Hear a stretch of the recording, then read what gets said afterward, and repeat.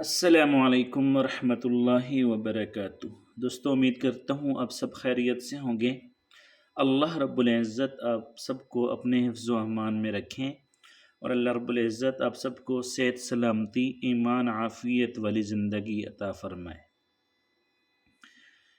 پیارے دوستو،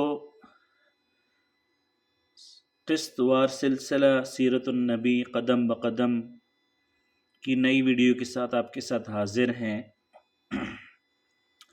پچھلی ویڈیو میں آپ صلی اللہ علیہ وآلہ وسلم کی پیدائش کا ذکر کیا تھا کہ آپ صلی اللہ علیہ وآلہ وسلم کون سی جگہ پر، کون سے دن، کس وقت میں پیدا ہوئے، اور جب آپ صلی اللہ علیہ وآلہ وسلم پیدا ہوئے تھے اس وقت آپ صلی اللہ علیہ وآلہ وسلم کس حالت میں تھے۔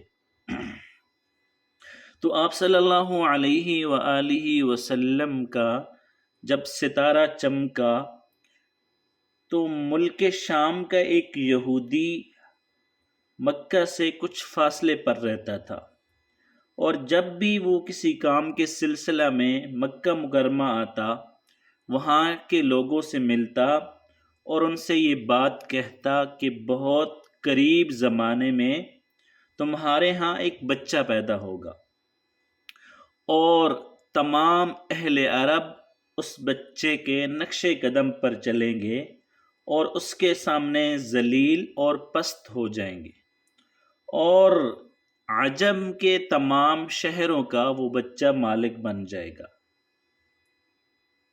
اور فرمایا کہ یہی اس کا زمانہ ہے، یعنی ان قریب وہ بچہ پیدا ہونے والا ہے، اور جو شخص اس بچے کی زمانہ نبوت کو پائے گا اور اس کی پیروی کرے گا، اس کی بات کو مانے گا، تو وہ اپنے مقصد میں کامیاب ہوگا، اور وہ بچہ جس بھلائی کی اور خیر کی امید کرتا ہے تو وہ اس کو حاصل ہو جائے گی۔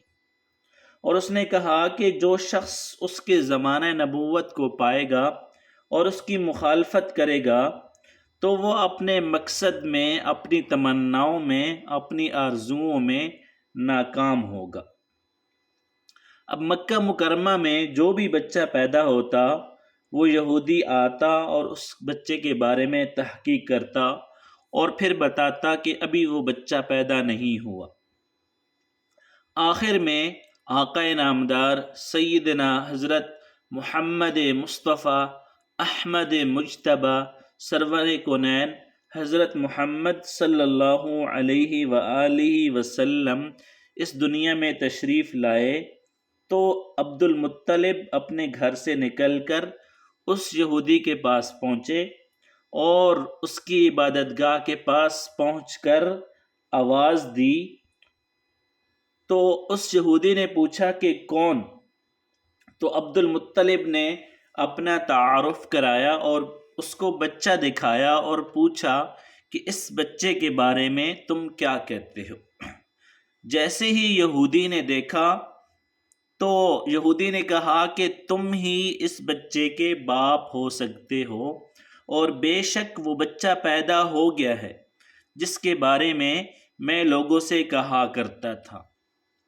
وہ ستارہ آج طلوع ہو گیا ہے، اور اس بچے کی پیدائش کی علامت یہ ہے کہ اس بچے کو اس وقت درد ہو رہا ہے اور اسے 3 دن تک تکلیف رہے گی، اور اس کے بعد یہ بچہ ٹھیک ہو جائے گا۔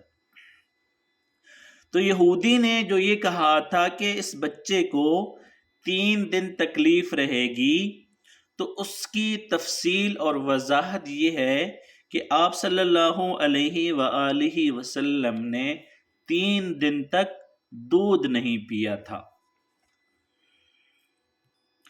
اور اس یہودی نے جو دوسرا جملہ کہا تھا عبد المطلب کو کہ آپ ہی اس کے باپ ہو سکتے ہیں، تو اس سے مراد یہ ہے کہ عربوں میں دادا کو بھی باپ کہہ دیا جاتا ہے، اور نبی اکرم صلی اللہ علیہ وآلہ وسلم نے ایک مرتبہ خود بھی فرمایا تھا کہ میں عبد المطلب کا بیٹا ہوں۔ تو یہودی نے عبد المطلب سے یہ بھی کہا تھا کہ اس بچے کے بارے میں اپنی زبان بند رکھیں، کسی کو کچھ نہ بتائیں، ورنہ لوگ اس بچے سے بہت زیادہ حسد کریں گے، اور اتنا حسد کریں گے کہ آج تک کسی سے اتنا حسد نہیں کیا گیا۔ اور اس بچے کی اس قدر مخالفت ہوگی کہ اس سے زیادہ دنیا میں کسی کی مخالفت نہیں ہوئی۔ تو اپنے پوتے کے بارے میں سن کر عبد المطلب نے اس یہودی سے پوچھا کہ اس بچے کی عمر کتنی ہوگی؟ تو یہودی نے جواب دیا کہ اگر اس بچے کی عمر طبیعی ہوئی تو بھی 70 سال تک نہیں ہوگی، بلکہ اس سے پہلے ہی 61 سال یا 63 سال کی عمر میں وفات ہو جائے گی، اور اس امت کی اوسط عمر بھی اتنی ہی ہوگی۔ اور یہ بھی فرمایا کہ اس بچے کی پیدائش کے وقت دنیا کے بت ٹوٹ کر گر جائیں گے۔ تو یہ ساری علامات اس یہودی نے پہلے انبیاء اکرام علیہم السلام سے سن رکھی تھی، اور ساری کی ساری جو معلومات اور نشانیاں اس یہودی نے بتائیں وہ بالکل سچ ثابت ہوئیں۔ قریش کے کچھ لوگ عمر بن نفیل اور عبداللہ بن جہش وغیرہ یہ ایک بت کے پاس جایا کرتے تھے، اور اس رات بھی اس بت کے پاس گئے جس رات میں آپ صلی اللہ علیہ وآلہ وسلم کی پیدائش ہوئی۔ تو انہوں نے دیکھا کہ وہ بت منہ کے بل گرا ہوا ہے۔ ان لوگوں کو یہ بات بری لگی، انہوں نے اس بت کو اٹھایا، سیدھا کھڑا کیا، لیکن وہ پھر گر گیا۔ انہوں نے پھر اس بت کو سیدھا کیا اور وہ بت پھر الٹا ہو گیا۔ ان لوگوں کو اس بات پر بہت حیرت اور بہت تعجب ہوا۔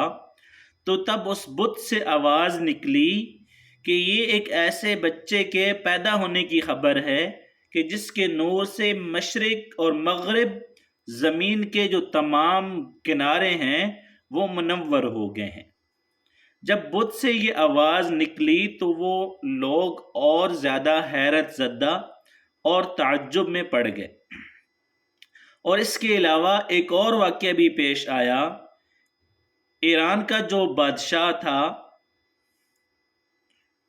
نوشیروان، اس کا محل ہلنے لگا اور اس میں شگاف پڑ گئے، اور اس کا جو محل تھا وہ بہت زیادہ مضبوط اور بڑے بڑے پتھروں سے اور چونے سے بنایا گیا تھا۔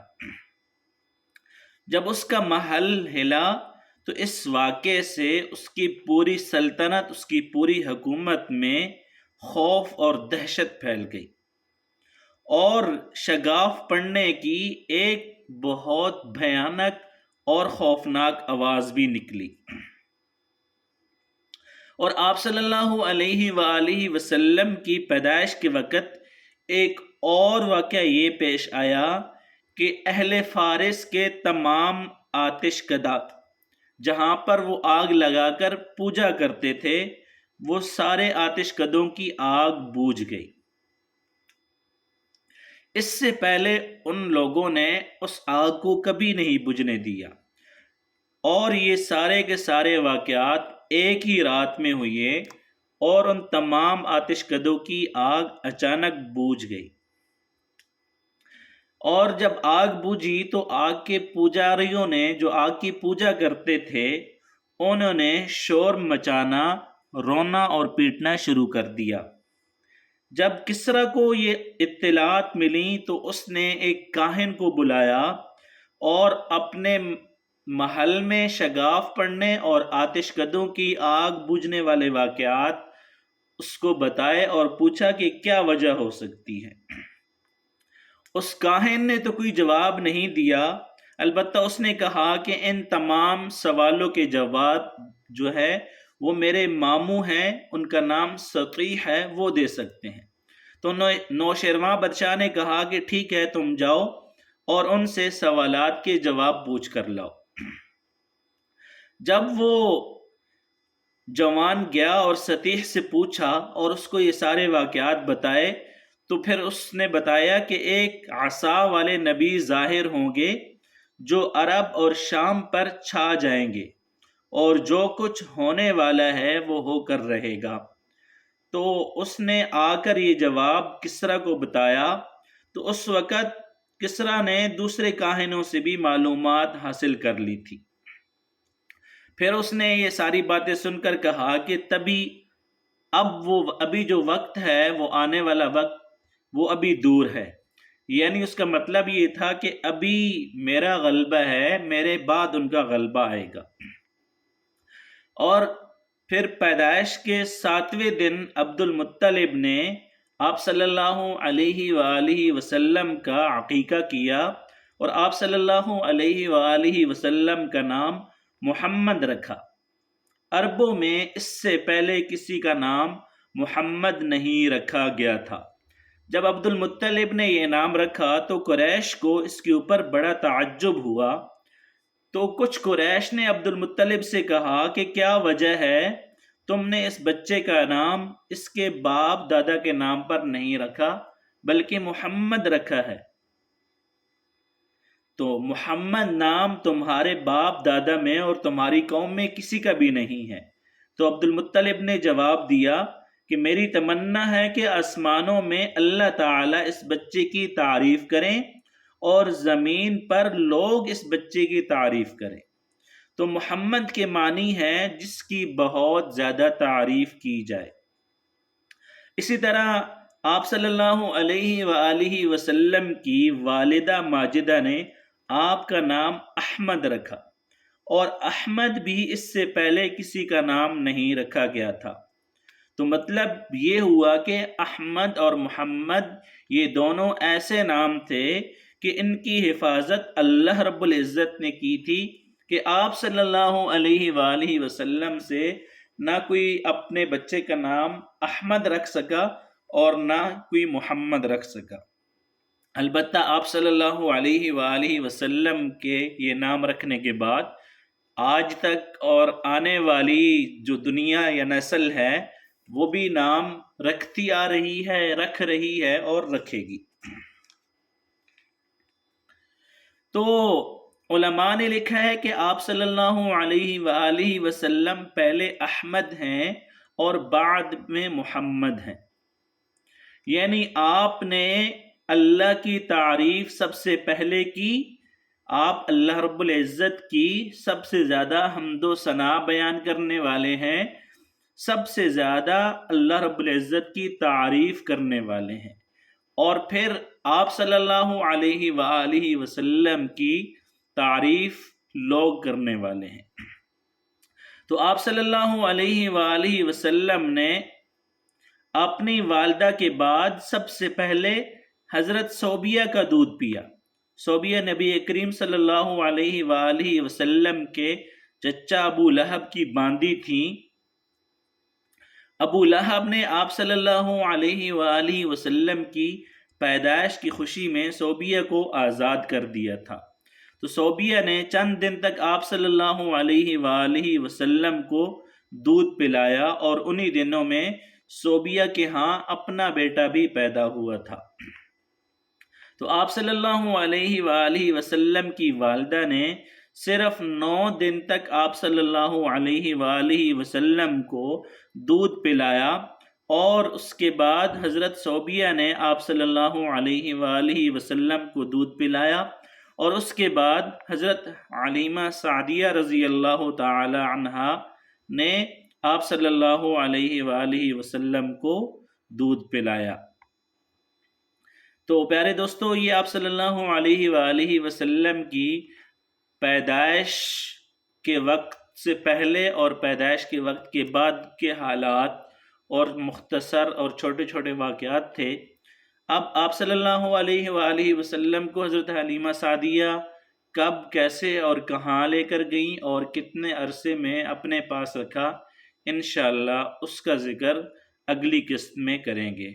تب تک کے لیے اجازت دیجیے۔ السلام علیکم ورحمۃ اللہ وبرکاتہ۔